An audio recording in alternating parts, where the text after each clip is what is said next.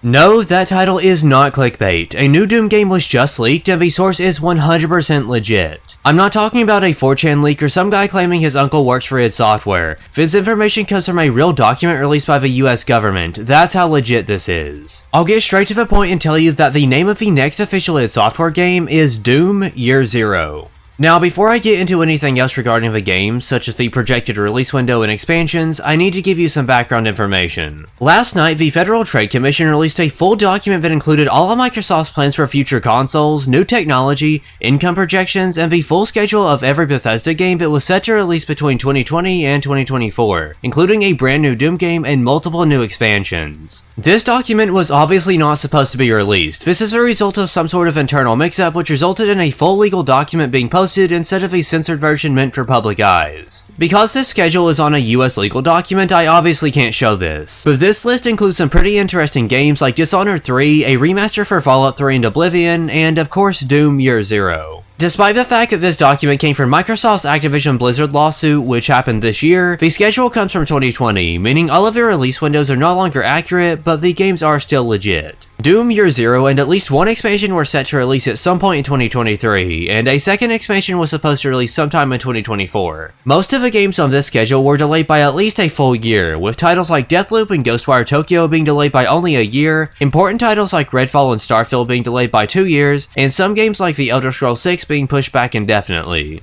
Considering how Year Zero was originally scheduled to release this year and the game hasn't even been announced yet, I'm assuming that this title was unfortunately pushed back to 2025. What does this mean for the game's announcement? Unless the game was cancelled or scrapped, this means that a new Doom game should be getting announced at some point between now and next year's Xbox and Bethesda Summer Showcase. The franchise's 30th anniversary is later this year on Sunday, December 10th, which would be the perfect day to reveal this. If it's not announced during the anniversary, I don't think we'll be seeing this until the Summer Showcase. This sort of reveal is likely too big for any of the smaller showcases earlier in the year, and I doubt Microsoft would want to put that sort of reveal in something less impactful. Since this information is being pulled from a release schedule, we don't know anything outside of the title of the game and their original plans for its release. The title alone does suggest that the game will be a prequel, but it doesn't really give us much else. This could be a retelling of the original game, it could be a prequel to the original, or it could take place between Doom 64 and Doom 2016 during the Slayer's time with the Night Sentinels. After this schedule was made, they have gone on to state that they're not into the idea of creating remakes, so I think we can narrow it down to either a prequel to the original or a game set between 64 and 2016.